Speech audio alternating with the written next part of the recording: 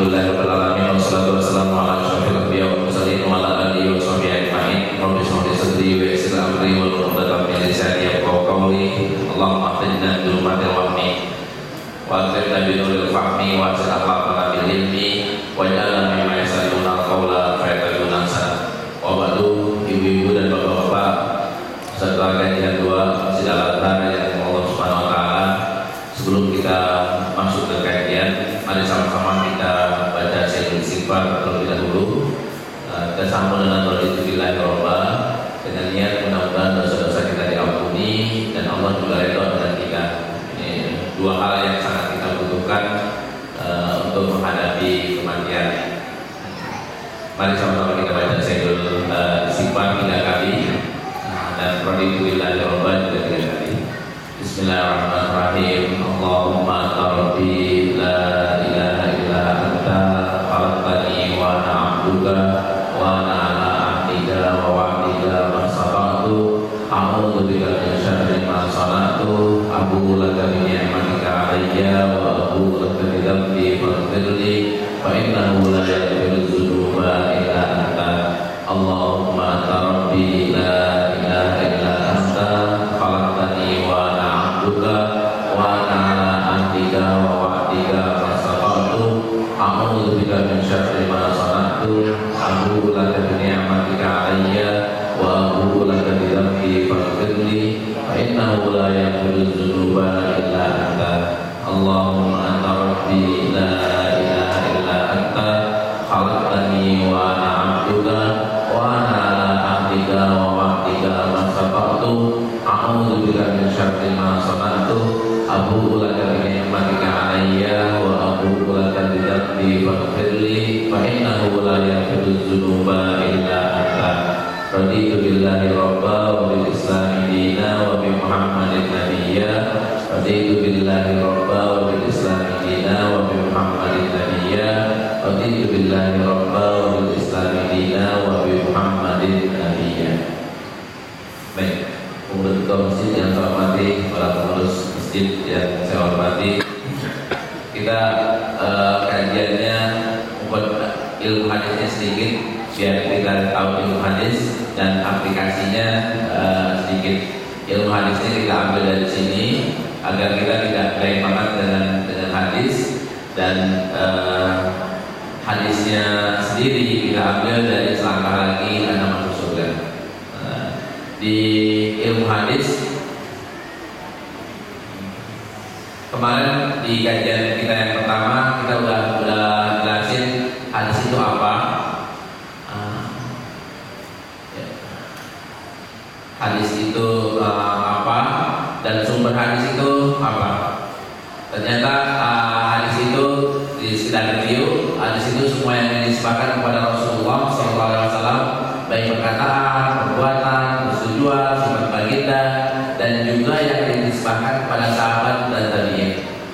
Jadi sumber hadis itu ada Rasulullah, ada sahabat, ada tabi'in. Bukannya hadis itu dari Rasulullah doang, enggak. Ini juga dikatakan hadis. Walhasil kalau ada di Sahih Bukhari, di Sahih Muslim ada yang dari sahabat, itu juga karena itu dianggap hadis. Cuma nanti ada beda nilai, ada beda istilah. Di sini kalau umpamanya dikatakan sebagai hadis dari Rasulullah, maka dibilang hadisnya marfu. Kalau dibilang hadisnya dari sahabat, dibilang hadisnya mauquf. Nanti dibilang dari tabi'in, dibilang hadisnya maqtu. Ini jadi perbedaan istilah. Ada dari Sahih Bukhari hadis mauquf banyak. Di Imam Malik apalagi. Yang tabi'in di Sahih Bukhari sedikit banget, tapi di kitab yang lainnya banyak. Bahkan kita disuruh untuk meniru Rasulullah, bukan meniru sahabat. Sahabat dulu meniru siapa? Rasulullah. Tabi'in meniru siapa? Rasulullah. Lah, bukannya kita cuma disuruh cuma Rasulullah, kan sahabat nggak semua sahabat diambil, nggak semua sahabat yang kata-katanya dijadikan pegangan. Begitu juga tidak semua tabi'in dijadikan pegangan. Tabi'in yang memang ngetop ya, contoh ilmunya banyak, sholatnya tinggi, itulah yang diambil oleh para ulama hadis untuk dijadikan kata-katanya sebagai satu pedoman. Nah, begitu juga dengan sahabat-sahabat yang dekat sama Rasulullah, itu dijadikan pegangan. Nanti dua sumber yang ini kalau bertentangan dengan ini, maka didahulukan yang ini. Kata dari Rasulullah. Ini kadang-kadang ada sesuatu yang tidak bertentangan, kita anggap bertentangan. Contohnya, Rasulullah ada 3 orang, kalau bahasa kita ya, atau ada 3 orang yang masuk ke surga. Ada 3 orang yang terperangkap dalam gua nggak bisa keluar. Malam mereka bermalam terus keluar. Di riwayat yang lainnya ada beberapa orang terperangkap dalam gua. Antara 3 dan beberapa, ini yang benar yang mana Pak? 3 benar, beberapa juga benar. Karena beberapa mengandung makna 3. Jadi 3 benar, beberapa benar. Ada riwayat umpamanya Rasulullah bersama Mu'adz bin Jabal pergi ke satu tempat. Terus riwayat yang lainnya, aku bersama Rasulullah dan Mu'adz bin Jabal. Ada akunya Anas bin Malik. Aku pergi bersama Rasulullah dan Mu'adz. Ini yang benar berdua atau bertiga? Berdua benar, bertiga benar.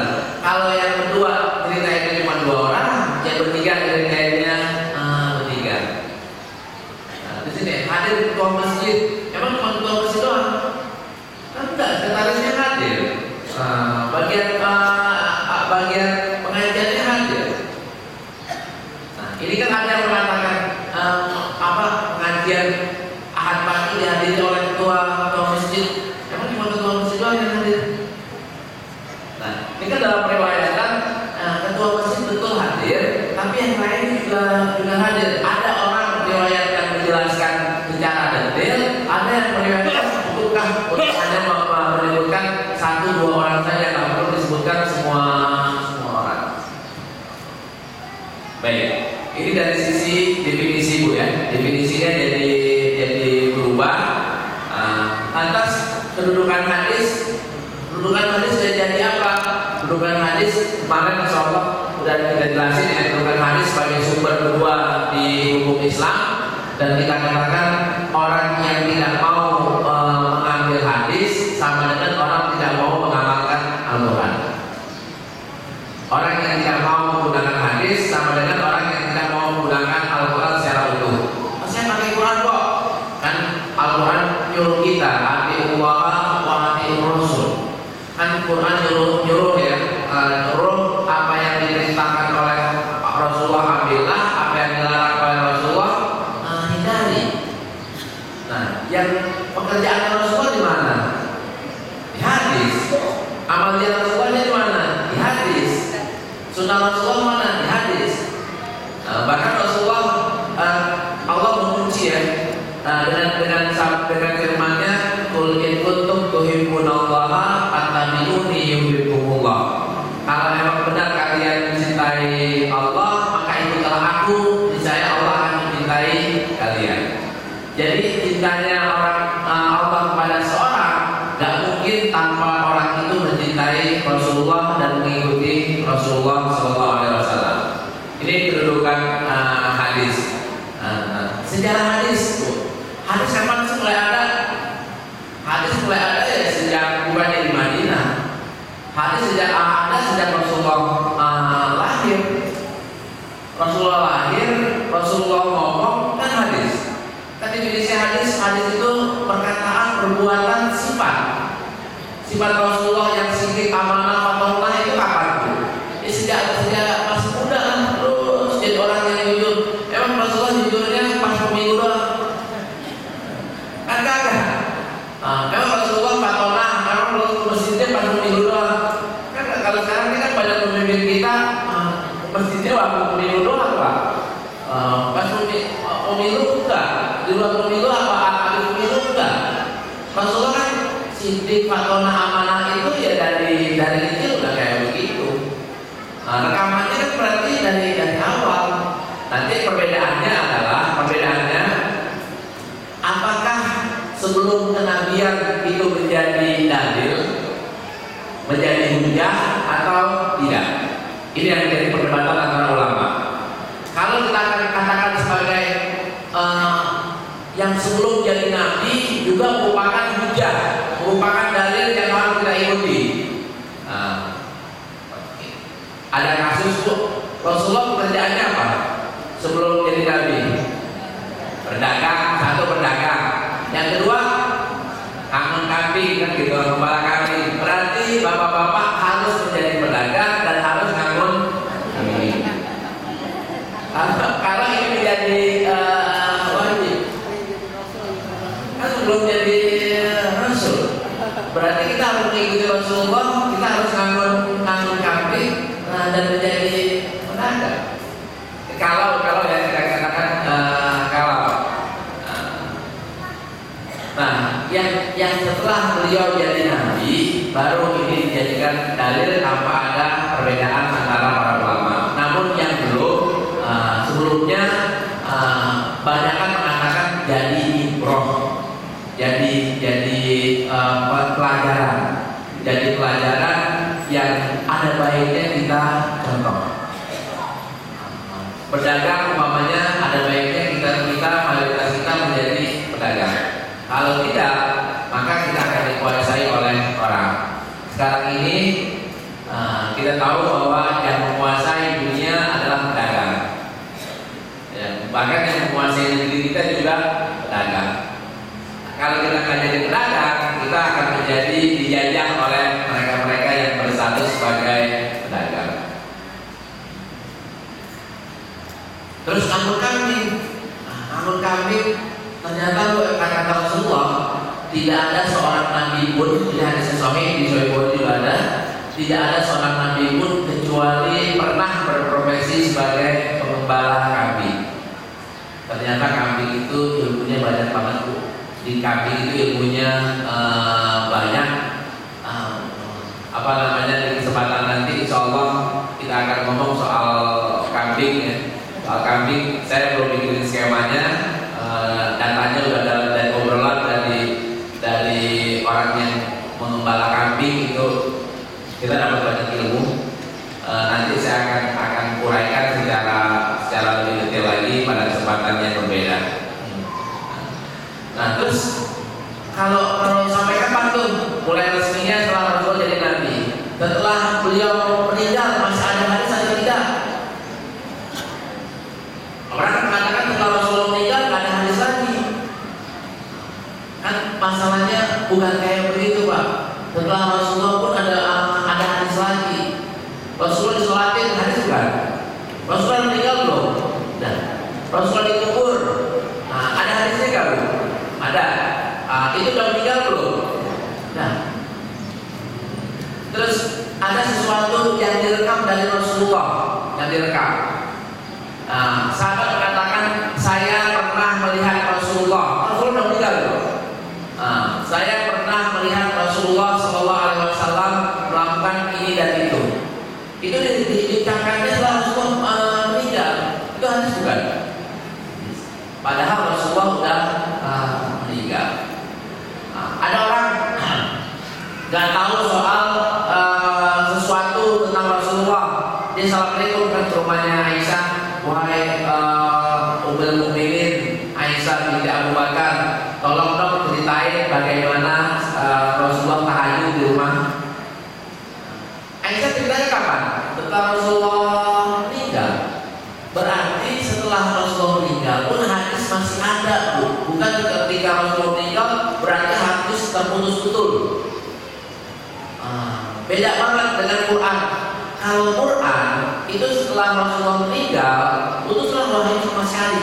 Tapi hadis masih ada yang merekam dan ada rekaman yang belum terungkap.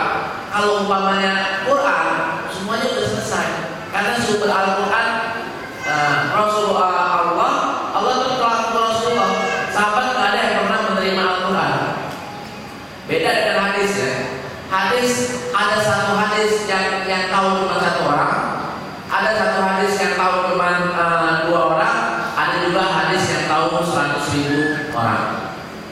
Yang satu orang ketika Rasulullah hijrah dari Madinah ke Mekah, Rasulullah ngumpet di tempat di guanya, perjalanannya, yang tahu siapa? Cuma Abu Bakar doang kan? Rasulullah dan Abu Bakar. Di tempat yang lainnya Rasulullah perginya berdua, kan yang tahu cuma berdua. Tapi ketika Rasulullah berkhutbah, ada kadang-kadang 100 orang, kadang-kadang 1000 orang.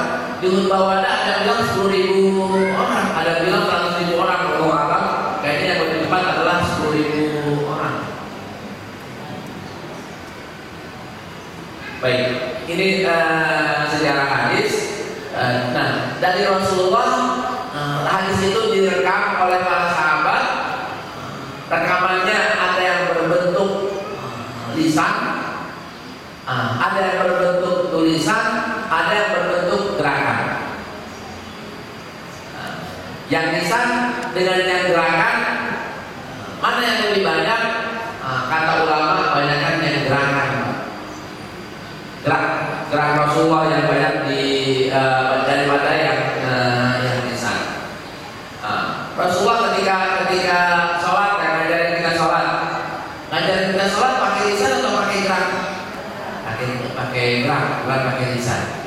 Perintahnya kan ketika sholat kalian harus begini, maka setelah itu begini, 1, 2, 3, 4, 5, kan nggak ada dalam hadis Rasulullah rukun sholat 6, rukun sholat 5, rukun sholat 10, nggak ada Pak. 1, 2, 10 nggak ada. Akan tapi Rasulullah mengisyaratkan ada gerakan-gerakan yang memang maknanya jadi rukun, ada maknanya jadi sunnah, ada maknanya jadi ubah. Baik. Kemudian hadis itu berarti unsurnya ada 2, Pak.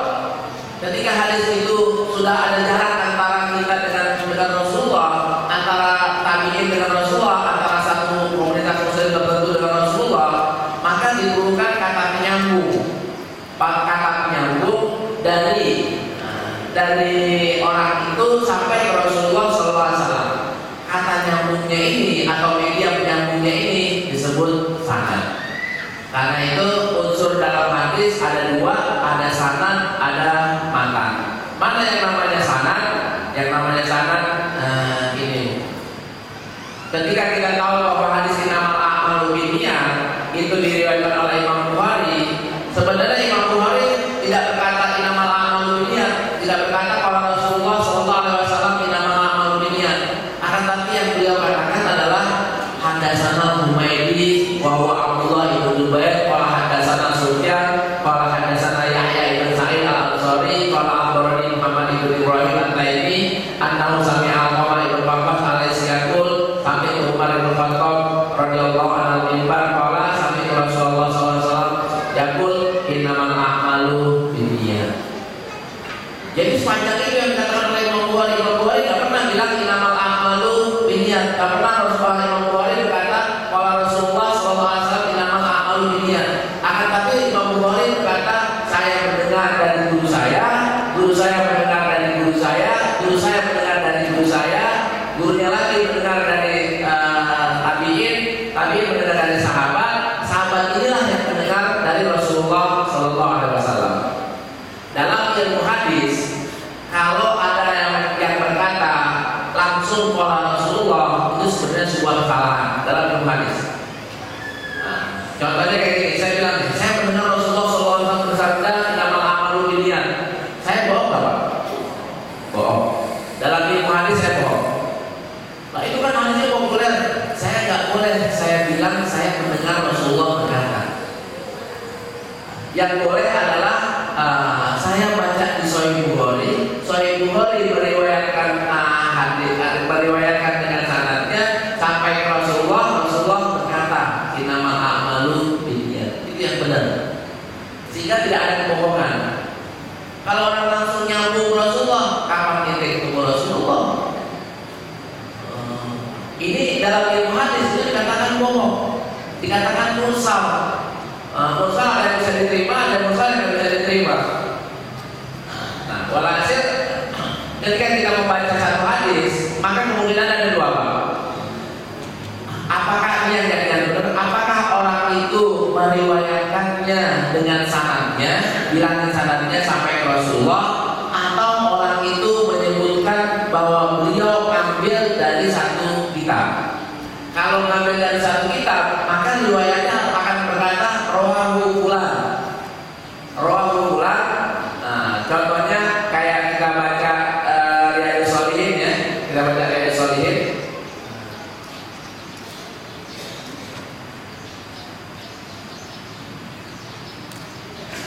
Kita baca yang mana aja? Ya. Nomor berapa aja di kitab Riyadhus Shalihin? Ujungnya pasti ada kata-kata ya. Ini yang gampang. An Ibnu Abbas radhiyallahu anhu ayat qala hasbunallahu wa ni'mal wakil sampai hasbunallahu wa ni'mal wakil rawahul Bukhari. Kalau Imam Bukhari kita lihat Sahih Bukhari ya. Ini Sahih Bukhari. Di sini tidak ada kata-kata rawahul Bukhari. Di Sahih Bukhari tidak ada rawahul Bukhari karena beliau meriwayatkannya dengan sanadnya. Yang ada adalah hadasana akhbaronaan. Ini beliau menyebutkan sanadnya hadasana Humaydi sampai kepada titik matan yang terakhir. Ini yang Imam Bukhari meriwayatkannya dengan sanadnya. Kalau Imam Nawawi ini meriwayatkan menukil dari riwayat Imam Bukhari. Nah, walhasil kalau kita menyebutkan hadis, harusnya kita mengatakan dari mana saya menukilnya.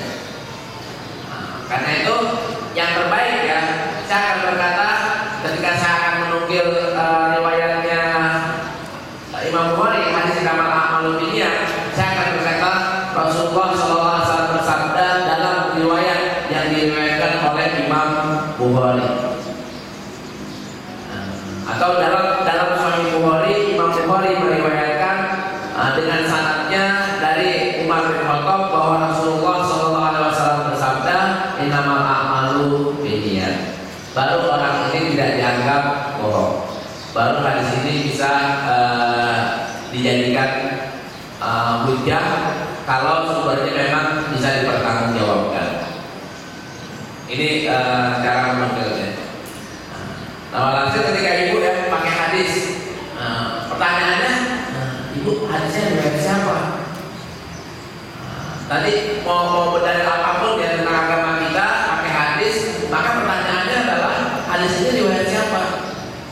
Wah, saya baca di kitab, nggak mungkin kitab itu tanpa menyebutkan riwayat kecuali kitab itu tidak bisa dipertanggungjawabkan. Kalau ada satu hadis dalam satu kitab tertentu tidak menyebutkan sanadnya, tidak juga menyebutkan rawahunya, maka hadis ini secara prinsip dasarnya tidak boleh dijadikan pegangan. Kalau ada kita baca di satu kitab dibilang Rasulullah SAW bersabda tanpa menyebutkan siapa yang meriwayatkannya, maka hadis ini jangan langsung diambil, Pak. Sampai kita tahu hadis ini benar nggak diriwayatkan oleh salah seorang dari imam hadis.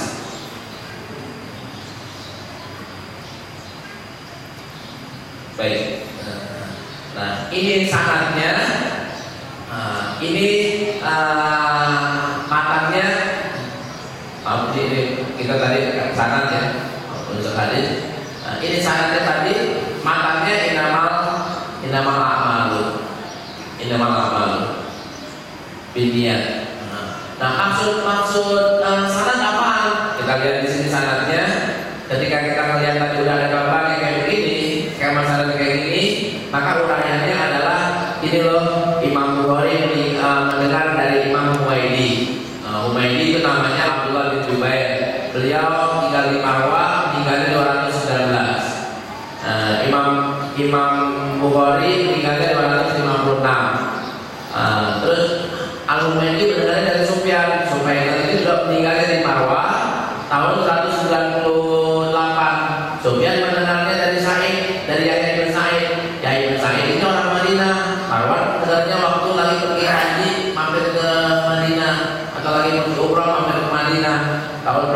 misalnya tahun 144, mungkin nggak dia 98 terus 44, mungkin kalau usianya tua. Terus Yahya bin Sa'id dengarnya dari Muhammad bin Ibrahim. Ini sama orang Madinah, apalagi bedanya cuma 24 tahun. Muhammad bin Ibrahim dengarnya dari Alqamah seorang tabi'in. Ini makin dekat di jalannya. Alqamah mendengarnya dari Umar meninggal tahun 22 Hijriah. Umar seorang sahabat. Umar mendengarnya dari Rasulullah SAW. Jadi itulah kisah cerita bagaimana hadis itu diterima oleh Imam Bukhari sampai ke Rasulullah SAW. Wah, ini nggak penting Ustaz, enakan matanya. Ini perbedaannya Pak. Bagi orang hadis lebih penting sanadnya daripada matanya. Bagi orang di luar ahli hadis, di luar orang yang belajar hadis, lebih penting matanya daripada sanadnya. Nah, kenapa kok orang hadis bilang penting?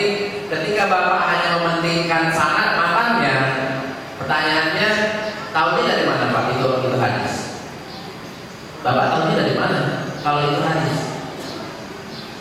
Kan saya gampang aja mengatakan ini kalau Rasulullah sholat di Jami'il Azhar khairun minas sholat di Masjid Al-Azhar lebih baik daripada sholat di tempat yang lainnya. Kalau saya bilang kalau Rasulullah itu kan jadi hadis. Cuma pertanyaannya dari mana hadis itu? Coba ceritain lah siapa yang meriwayatkan. Saya kan nggak bisa jawab Pak. Saya jawab dari mana? Saya asal kata aja. Ketika saya bilang asal kata, berarti kamu udah berbohong atas nama Rasulullah SAW. Jadi ulama hadis mementingkan atau konsentrasi banget di sanad karena lewat sanad inilah nilai sebuah hadis bisa diketahui. Tanpa adanya sanad ini nilai hadis sulit untuk diketahui. Lah kenapa kayak gitu? Karena yang menulisnya meninggalnya jauh setelah Rasulullah meninggal. Imam Bukhari jaraknya 179 196 sampai 256. Meninggalnya 256. Berarti kan jaraknya hampir 200 tahun Pak. Hampir 200 tahun. Nah, 200 tahun ini gimana? Nah, sampai sekarang Pak tidak ditemukan satu hadis pun yang ditulis oleh sahabat sehingga kita tidak perlu sanad. Kalau sahabat kan tidak perlu sanad. Sahabat kan sudah langsung dari Rasulullah. Ada nggak kitab Sahih Abu Bakar, Sahih Umar, Sahih Ali? Kan nggak ada Pak. Ada Sahih Bukhari, Sahih Muslim. Sahih Muslim meninggalnya kapan? 261. Berarti kan jaraknya 21 sampai Rasulullah harus lewat berapa orang? Yang paling dekat Muwatta Malik jaraknya berapa? Beliau 179. 109 kan udah lebih daripada 100 tahun. Berarti jarak 100 tahun itu kan harus dipertanggungjawabkan. Pertanggungjawabannya lewat sanad. Dari sanad itulah kita bisa menilai hadis ini sahih atau tidak. Ini ulama hadis itu konsentrasinya ketika ada hadis dia akan mengatakan ini sahih. Ulama fikih ini silakan berdalil pakai itu. Nah, ulama hadis, ulama fikih nggak bisa menentukan hadis ini sahih atau tidak karena dia melihatnya cuma matanya doang. Ulama tasawuf ini juga nggak bisa menentukan hadis ini sahih atau tidak karena mereka konsentrasinya di pola Rasulullah, di isinya. Kalau orang-orang yang hadis konsentrasinya untuk menentukan ini sahih atau tidak. Siapa yang lagi dibutuhkan untuk orang sekarang? Nggak bisa kita menggunakan hadis tanpa penilaian ini sahih atau tidak. Walhasil kita kompromi aja. Kita perlu belajar hadis dari ahli hadis.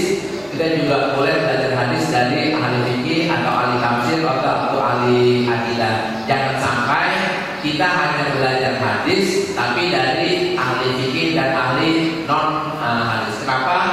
Karena kehati-hatian. Beda banget Pak.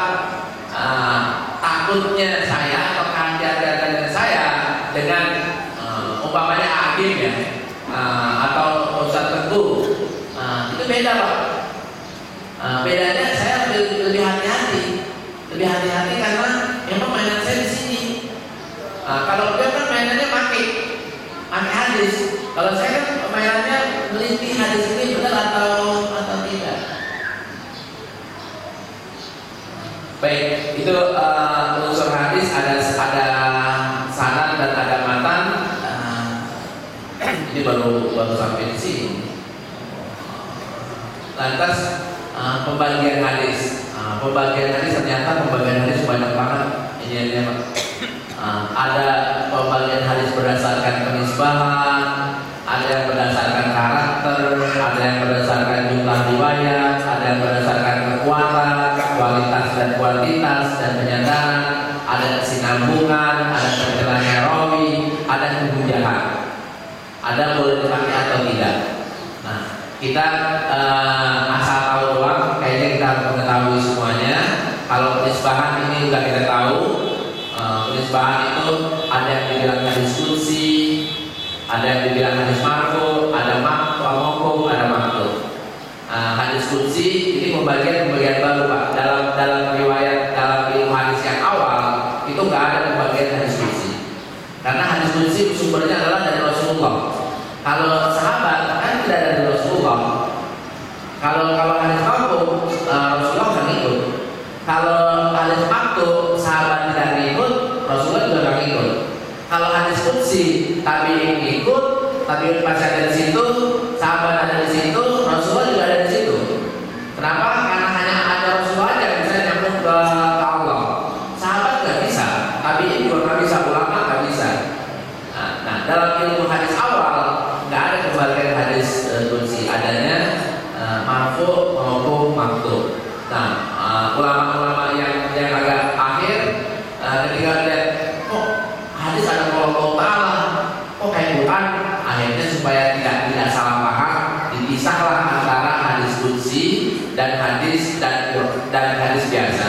Kalau hadis qudsi ada Allah Ta'alanya, tapi kalau hadis biasa tidak ada Allah Ta'alanya. Dan harus diingat bahwa yang Quran itu Allah Ta'ala, tapi Quran. Kalau yang hadis Allah Ta'ala itu hadis. Konsekuensinya kalau Allah Ta'alanya ada di Quran 100% benar, itu dijamin kebenarannya. Tapi kalau Allah Ta'alanya ada di hadis, mungkin benar, mungkin tidak. Ini perbedaannya. Berarti diskusi banyak yang tidak benar, tidak sahih, yang palsu banyak, yang sahih banyak, yang dhaif juga banyak. Tidak ada jaminan dalam kategori hadis qudsi dia harus sahih. Tidak ada jaminannya. Nah, mungkin ilmunya sampai di sini Pak, biar bosan. Sekarang ilmu prakteknya mana? Ini kan ilmu teorinya. Besok pada kesempatan berikutnya saya akan bicara soal karakternya, bicara soal jumlah riwayatannya dan seterusnya. Nah, kalau kita praktekinnya di ilmu terapan, kita pakai selangkah lagi Anda masuk surga. Di selangkah lagi Anda masuk surga. Nah, ini kita mulai terapin lah. Masuk surga dari mana? Nah, lalu pintu sunnah Pak. Karena Rasulullah bilangnya kan semua umat itu akan masuk surga kecuali yang tidak mau. Siapa yang tidak mau? Orang yang mentaatiku akan masuk surga. Orang yang tidak mentaatiku tidak akan masuk surga. Ini saya ambil dari sini. Kita sambung ke perempuan iman aja. Karena maksud saya mulai dari sini adalah mulai dengan Bismillah, niatkan karena Allah, lanjutkan dengan tawakal. Kemarin ini kita sudah bahas. Sekarang kita masuk ke ayo kalau kita udah mulai ini benar, niatnya benar, ayo kita perbuat iman. Perbuat iman maksudnya kayak apa? Kalau kita yang udah beriman, gimana? Paling tidak kita paham bahwa ini loh dasar hubungan kita dengan Allah. Kita hubungan kita dengan Allah tuh dengan iman, dengan Islam, dengan ihsan, dengan yakin, dengan tawakal. Ini hubungan kita dengan Allah. Iman maksudnya apa? Ya kita semua sudah tahu untuk iman itu 1, 2 sampai 6. Dan kita juga tahu bahwa cabang-cabang iman itu bukan cuma 6, akan tapi itu rukun iman. Cabang iman itu ada riwayatnya 70-an, ada riwayatnya 60-an, ada riwayatnya 73 cabang. Yang paling utama rukun iman apa? La ilaha illallah. Kalau orang udah nyebut la ilaha illallah, maka dia udah beriman. Terus yang paling rendah ternyata menyingkirkan hal yang bahaya dari jalan. Kita lihat hadisnya.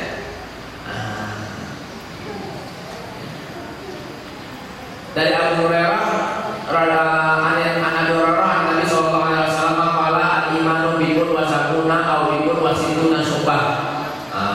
Fa afdaluha qaulu la ilaha illallah wa adnaha imatatul adza anit thariq wal haya'u syu'batun minal iman. Iman itu 70-an atau 60-an bagian. Yang paling tinggi adalah la ilaha illallah. Yang paling rendah adalah imatatul adza anit thariq, menyingkirkan sesuatu yang bahaya dari jalan. Wal haya syu'batun minal iman, dan malu itu bagian daripada iman. Pertanyaannya, menyingkirkan balok yang paku, ban yang dicopot dari jalan raya itu kok bagian dari iman? Kalau kita nyingkirin, yang kita mau apa? Pahala. Saya biar dapat pahala dari Allah Subhanahu Wa Taala. Pahala iman bukan? Karena kita nyingkirin dapat dibayar oleh polisi, enggak. Dibayar apa jalan raya, enggak. Kenapa kita nyingkirin? Kita bilang entar jangan-jangan orang bahaya, orang nabrak bahaya, jatuh. Kalau orang jatuh kesian, saya singkirin lah. Kesian merupakan perbuatan baik. Atau dia bilang saya singkirin saya nggak mau orang bahaya, saya mendapat pahala lagi dari Allah. Dia kepengen pahala merupakan bagian daripada iman. Apa nih? Ibu masuk masjid, ngaji di masjid bagian daripada iman bukan? Bagian daripada iman. Ibu di sini ada dibayar? Enggak. Kalau nggak ada dibayar, ibu ngapain di sini? Cari ilmu buat apaan? Buat berbuat baik kan? Berbuat baik biar apa? Biar dimasukin Allah ke surga. Ini iman atau bukan? Iman. Sholat apalagi ya? Sholat, ngapain kita capek-capek sholat? Ngapain kita capek-capek bangun pagi-pagi? Kalau bukan karena iman kita, apa yang menyebabkan kita sholat? Biar sehat. Nah, kalau sehat bukannya sholat. Nah, orang Islam nggak boleh niat sholat itu untuk sehat, nggak boleh. Niatnya lillahi ta'ala, sehatnya itu bonusnya. Baik. Ini cabang iman. Ini malu sebagai daripada iman udah tadi. Terus mencintai orang Ansor itu bagian dari iman. Kok mencintai orang Ansor bagian daripada iman, apa hubungannya?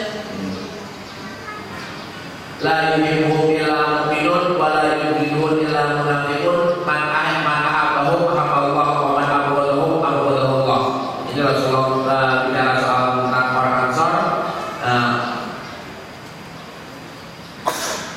Tidak mencintai orang Ansor, mereka orang mukmin, dan tidak membenci mereka orang mukmin. Barang siapa mencintai mereka, maka ia dicintai Allah, dan barang siapa membenci mereka akan dilukainya.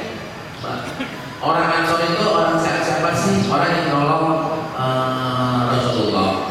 Kita mencintai orang Ansor karena mereka menolong Rasulullah SAW. Jadi saya mencintai orang Ansor bukan karena orang Ansornya, tapi karena mereka membela Rasulullah SAW. Sama ketika kita mencintai Rasulullah. Kita mencintai Rasulullah apakah karena Rasulullahnya? Bukan, Pak. Karena Allahnya. Maksudnya gini, kita mencintai Rasulullah karena Rasulullah merupakan penyampai amanah yang disampaikan, diturunkan oleh Allah Subhanahu Wa Taala. Kita dalam rangka kita taat kepada Allah, kita mencintai orang yang sudah berjasa membawa amanah itu kepada kita. Jadi kita tidak mencintai Muhammad secara manusia Muhammad, enggak. Akan tapi kita mencintai Nabi Muhammad karena Allah. Sama nih. Saya senang sama bapak-bapak dan ibu-ibu semuanya. Kenapa? Bukan karena bapak-bapak dan ibu-ibunya, akan tapi karena bapaknya adalah orang mukmin, orang muslim, orang yang taat kepada Allah Subhanahu wa taala. Sama, bapak menghormati saya atau bapak mencintai saya, kenapa? Karena saya menyampaikan pesan-pesan Rasulullah, bukan karena sayanya. Kalau udah kategori kayak gini, jadi tolak ukurnya apa? Tolak ukurnya bukan manusianya, Pak.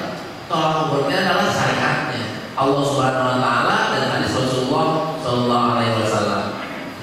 Begitu juga kita mencintai orang Ansor karena orang Ansor telah berjasa kepada mereka sebagai rasa simpati kita. Ayo kita berikan. Sama ketika kenapa kok kita ini mencintai ulama atau menempati ulama pada posisi tertentu, dan karena kita menganggap mereka adalah sebagai penyampai risalah kenabian. Mereka sebagai penyambung Rasulullah kepada kita. Karena itu kita hormati mereka, bukan karena orangnya semata-mata. Ini cabang iman. Dan satu lagi cabang iman yang disebutkan oleh Rasulullah, berpakaian sederhana merupakan bagian atau cabang dari iman atau simbol dari keimanan. Berarti pakaian mewah bukan dari keimanan. Secara teks hadisnya iya, Pak. Bukannya Rasulullah Allah berfirman hudud dinatakum indah beli masjid, dalam kalian berpakaian bagus ketika masuk masjid, bagus dengan sederhana, kadang-kadang tidak bertentangan, Pak. Mewah dan sederhana yang bertentangan. Yang tidak diperbolehkan adalah kemewahan. Kemewahan orang Islam kan harusnya lebih mementingkan akhiratnya ketimbang dunianya. Kalau saya bikin gambaran di sini,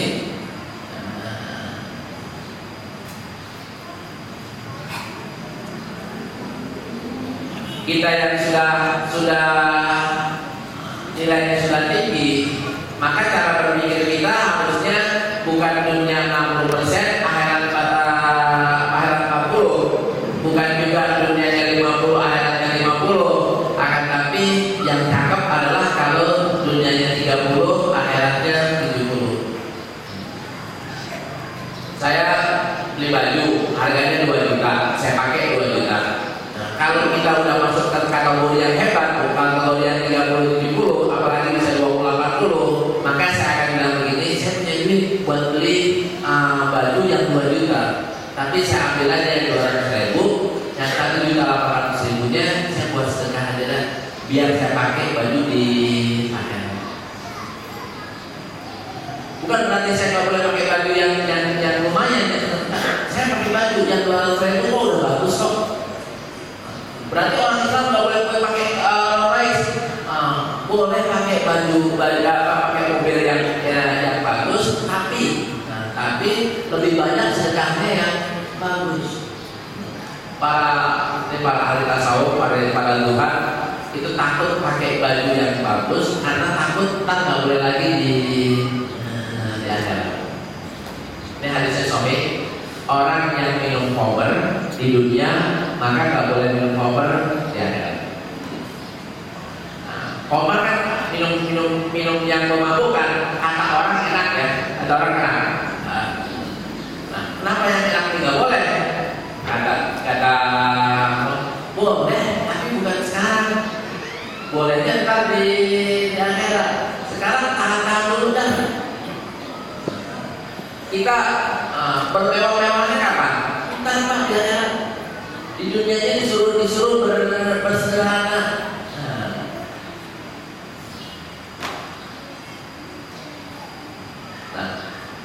Ini Rasulullah amalin atau tidak? Rasulullah amalin. Abu Bakar amalin atau tidak? Abu Bakar amalin. Kalau saya berdiri di sini Pak, kalau saya pakai di sini ya, saya membandingin sama pakaiannya Rasulullah. Yang tepat pakaian siapa Pak? Yang tepat pakaian saya. saya dari dibanding pakaian Rasulullah SAW. Sekalipun ini mereknya tahu ada R, harganya 170.000. Ini kenapa kok kayak gitu? Gak ada yang bolong, Bu. Gak ada yang bolong. Rasulullah bajunya tambelannya 12, Umar tambelannya 10, atau Rasulullah tambelannya 14, Umar 12. Bahkan satu ketika Umar sebagai mau dipakai begitu kan ditegur atau jamaahnya atau orang mukmin pada nggak merasa gak enak. Ini mau dipaksa saya kok pakaiannya kayak begitu. Padahal kekuasaannya kan sampai Irak. Maka ayo kita ingetin Umar supaya pakaiannya bagusan dikit. Apa kata sahabat, jangan ntar digamparin gitu. Udah kalau gitu kita ngomong aja sama anaknya kan istri Rasulullah ya, Hafsah. Ngomonglah ke Hafsah. Pas ngomong ke Hafsah, apa jawab Umar? Wahai putriku, wahai istri Rasulullah SAW, kamu kan dulu pernah hidup bersama Rasulullah. Itu enggak? Ingat enggak Rasulullah bajunya tambelannya berapa? Bajunya tambelannya 14. Bapak kamu tambelannya berapa? 12. Muliaan mana? Muliaan Rasulullah. Bagusan mana bajunya? Bagusan yang tambelannya 12, Pak. Daripada tambelannya 14. Akhirnya kayak begitu. Abu Bakar pun kayak begitu. Bukan berarti kita disuruh miskin, akan tapi oke lah buat kita pakaian ini. Kalau umpamanya kita ke toko mana pakaian koko muslim itu 2 juta, maka saya sarankan beli aja yang 200.000. Nah, 1.800.000-nya di sedekah buat pakai di negara. Punya duit mau beli mobil yang harganya 1 miliar, udah beli aja yang 400 juta, yang 600 jutanya beli karpet untuk masjid Al-Adhan. Udah surganya kelihatan. Mana udah Ustaz? Ya emang udah cukup amalan kita tuh. Kan belum. Amalan kita sehebat-hebatnya orang yang sedekah. Bahkan jangankan cuma kakaknya doang, orang yang bangun masjid Al-Adhan ini itu amal solehnya belum bisa mengantarkan dia ke surga. Karena Rasulullah itu tidak ada seorang pun di antara kita yang amal solehnya dihitung-hitung mampu untuk mengantarkan dia ke surga. Sahabat kan pada bingung tuh. Wala anta ya Rasulullah, tidak itu engkau ya Rasulullah. Maka Rasulullah bilang wala ana, tidak juga aku. Rasulullah aja amal solehnya tidak mampu untuk mengantarkan beliau masuk ke surga.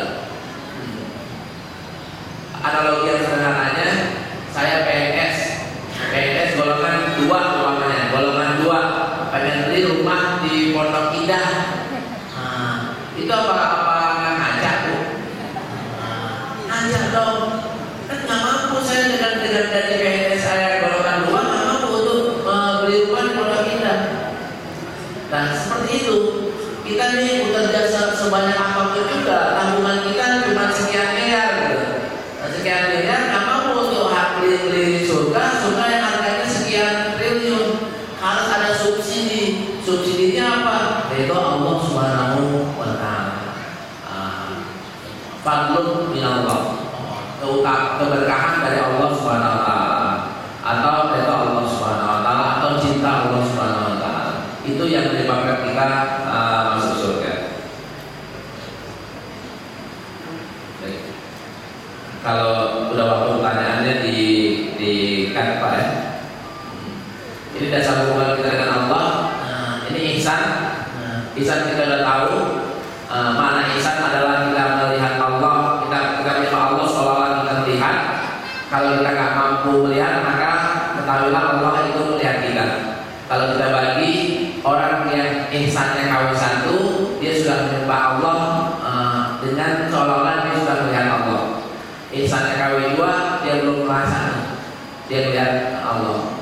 Nah, pertanyaannya, kira-kira kita ini ihsan KW1 atau KW2? KW3 Pak. KW3 kayaknya nggak ada, KW2 ada. Sholat aja masih nahusu Pak, masih sholat. Apalagi bisa menyembah seolah-olah melihat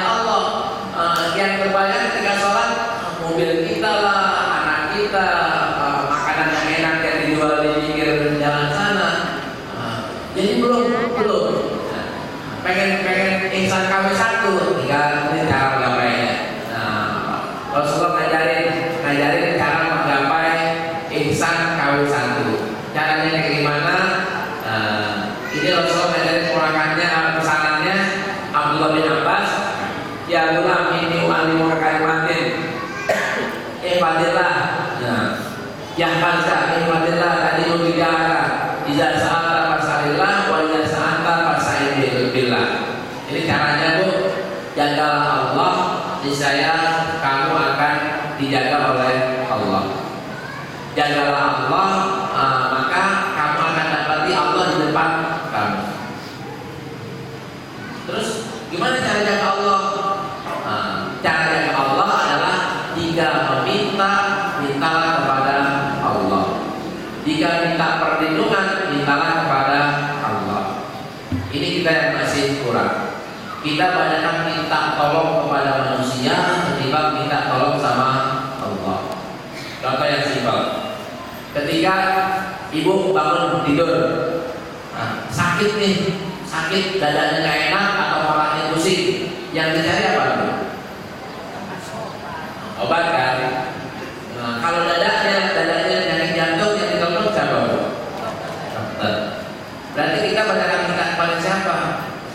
Minta kepada manusia. Bukan kita disuruh berusaha. Kita harusnya ke dokternya setelah berdoa.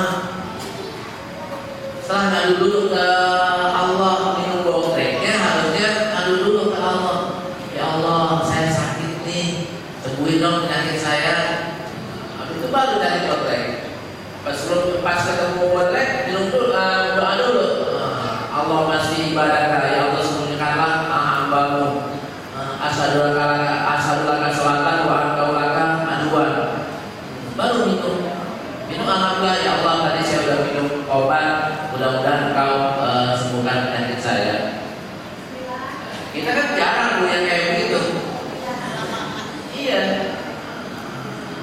Gak punya duit lari ke bank, pinjam. Gak punya duit lari ke tetangga, pinjam. Atau minta kepada Allah. Kalau minta kepada Allah memang kita datang. Di sini yang iman kita belum sampai kepada situ Pak. Kalau ketawakan kita udah sampai KW 1, kita mintanya kepada Allah. Entar duitnya datang dari mana? Allah yang putus. Allah yang putus. Caranya ya jangan ngatur Allah. Harus ada keyakinan Allah itu ala kulli syai'in qadir. Ada keyakinan Allah itu fa'alul lima yurid. Ada keyakinan Allah itu idza arada syai'an ayyaqula lahu kun fayakun. Itu baru KW 1.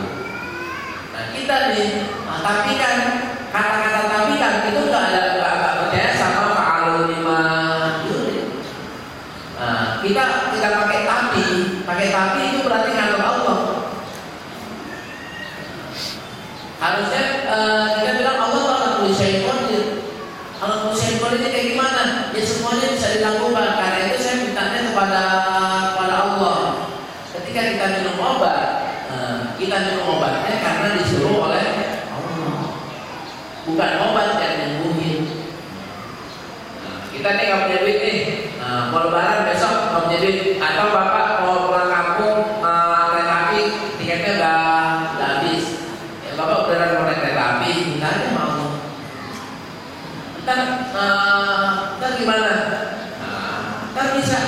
Kalau dalam sholat-sholat yang ada, minta usul dari pagi kita, ya Allah pengen pulang naik kereta api, nanti keretanya udah habis. Ada orang masuk, assalamualaikum, sholat duha bareng, dan tahunya direktur kereta api. Kenapa Pak? Sholatnya usaha, katanya doa musuh banget. Ini gimana musuh Pak? Saya udah duit kartis kereta. Tadi udah berdoa sama Allah. Iya, kebetulan saya beli bukannya KKN kayak di kementerian yang pada ditangkap bukan. Ini saya beli terus tapi saya rencananya mau umroh, mau mau Idul Fitrinya di Mekah. Jadi saya nggak pulang kampung. Ini udah beli, Bapak bayarin aja ya. Bayarin. Kalau doanya dari tahajud, Bu, nggak pakai bayar, itu buat Bapak aja. Harus doanya baru, nah, jadi pakai bayar. Bener atau enggak? Ya Allah, bener Bu, bener kayak begini.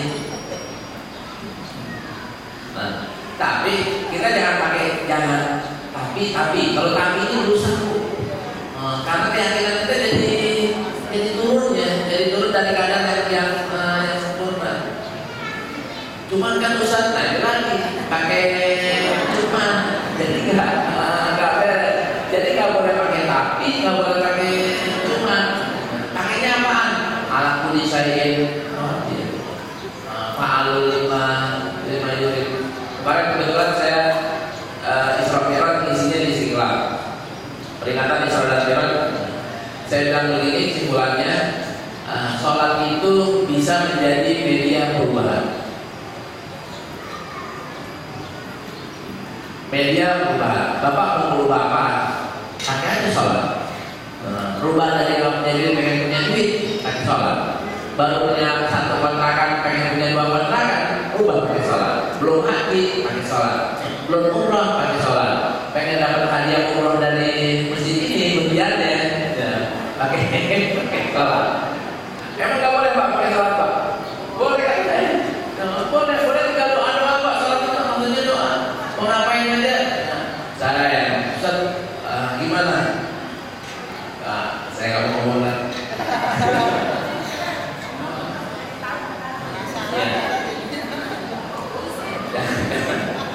Ada, kan banyak orang. Ustaz mau kawin lagi, ayo dong coba buktiin pakai sholat katanya. Nggak, saya butuh sholat Pak jadi.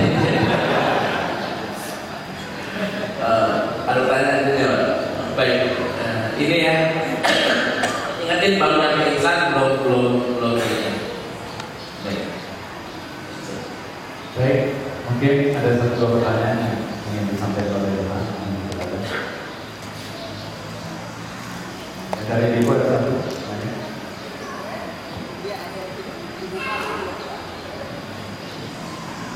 Silakan. Assalamualaikum warahmatullahi wabarakatuh. Waalaikumsalam. Pak Ustaz, saya mau tanya. Jadi kalau misalnya kita mau cari hadis, itulah misalnya referensi kita pelajari supaya kita tidak tertipu gitu Ustaz. Karena misalnya menyebutkan Sahih Bukhari ternyata percetakannya juga nggak jelas. Ada referensi nggak Ustaz? Kira-kira yang seperti apa yang kita bisa pakai patokan supaya kita dapat hadis yang benar-benar sahih? Referensinya nama Ustaz. Jadi ulama dulu itu pakai garansi nama. Nah, ulama dulu kan ada lakopnya ya, ada gelarnya. Gelarnya ada hafiz, ada musnid, ada faqih, ada imam. Itu masing-masing levelnya punya garansi kan. Ketika orang itu hafiz, maka dia jago hadis. Hafiz. Ketika orang itu faqih, maka dia jagonya di fikih. Kalau buat orang dulu, jangan ngambil hadis dari faqih. Dari sufi, jangan ngambil hadis dari sufi. Ambillah hadis yang ditulis oleh orang yang gelarannya ada hadisnya. Atau ngambil dari orang yang hadisnya ada, fikihnya ada, tafsirnya ada, yang ilmunya lainnya ada. Gak banyak gampang. Ibn Hajar Al-Asqalani, gelarnya banyak banget Ustaz. Mulai dari Amirul Mukminin, Al-Hafiz, Al-Faqih, itu banyak banget gelar dari kalangan beliau. Ini ulama yang klasik saja. Ambil dari gelar-gelaran. Ulama yang baru kayak gimana? Dikenal dia sebagai ahli hadis. Kalau orang yang dikenal sebagai ahli hadis, maka insya Allah sensor yang pertamanya adalah sahih atau tidak. Kalau sensornya orang tasawuf, yang penting contoh nggak ada tema. Kalau orang yang dai itu yang penasehat itu niatnya adalah pahalanya gede ya. Jadi sensor yang pertama mana yang pahalanya gede?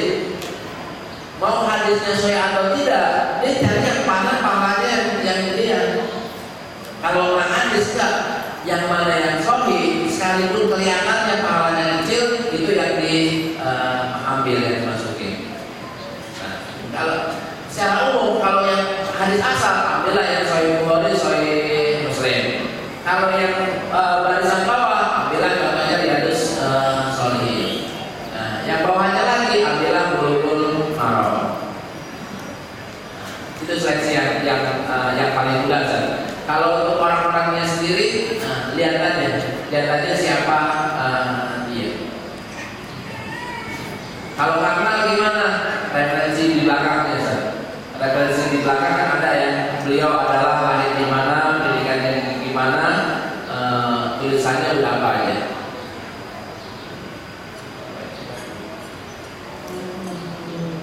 Waalaikumsalam.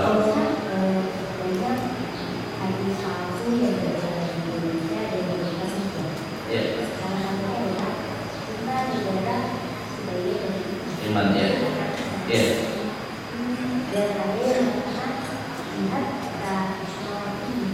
Tidak ada apa-apanya dibandingkan kita mau Hawa nafsu ya. Ya. Itu hanya perkataan saja. Ya. Dan juga menggunakan jihad yang mungkin dipahami oleh sebagian orang jihad kita. Dan untuk hadis doib, ya yang beranggapan gak apa-apa lah hadis doib selama itu hadis. Ya. Ya. Apakah hadis doib itu bisa dijadikan hukum? Ya. Baik. Kita lihat kekuatan di sini. Hadis itu berdasarkan kekuatan dibagi menjadi ada sahih, ada hasan, ada dhaif, ada palsu. Ketika ranahnya hadis sahih maka boleh digunakan tanpa ada perdebatan. Karena ketika hadis hasan boleh digunakan jarang yang memperdebatkannya. Hadis dhaif ada yang mengatakan boleh digunakan ketika orang itu membagi dhaifnya menjadi dhaif sekali dan dhaif. Kalau dhaif saja itu masih boleh digunakan untuk fadhailul amal. Kalau hadisnya itu bukan untuk hukum. Tapi kalau hadisnya dhaif sekali untuk hukum, untuk fadhailul amal tidak boleh digunakan. Dari mana tingkat dhaifnya sekali? Kan hadis itu kan ada nilainya. Nilainya sama seperti kita menilai orang. Ini orang apalagi bagus gak sih? Kan kita bisa kasih nilai ya. Di sekolah kita bisa kasih nilai. Dia nilainya A atau B atau C atau D. Kalau cuma C masih lulus deh. Tapi kalau udah D, ini nggak boleh dipakai. Nah, hadis yang dhaif sekali itu nggak boleh digunakan. Kalau yang dhaif masih boleh digunakan.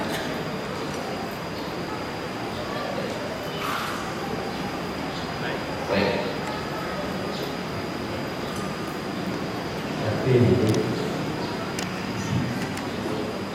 Baik, ini mungkin yang dapat saya sampaikan. Insya Allah kesempatan yang berikutnya kita akan sambung ilmu hadis yang kita sambung dan hadisnya kita sambung. Mudah-mudahan dengan kita membaca ini, mengkaji ini, ilmu kita bertambah, dekatnya kita dengan sunnah juga semakin dekat, semakin akrab. Mudah-mudahan pas di padang mahsyar kita boleh gabung bersama Rasulullah SAW. Kita boleh gabung sama Imam Bukhari, sama Imam Nawawi, sama Imam Ibn Hajar, masuk grup mereka, masuk list mereka. Nanti di surganya pun kita ditarik oleh mereka-mereka dengan syafaatnya. Dan bid'ahnya Al-Fatihah.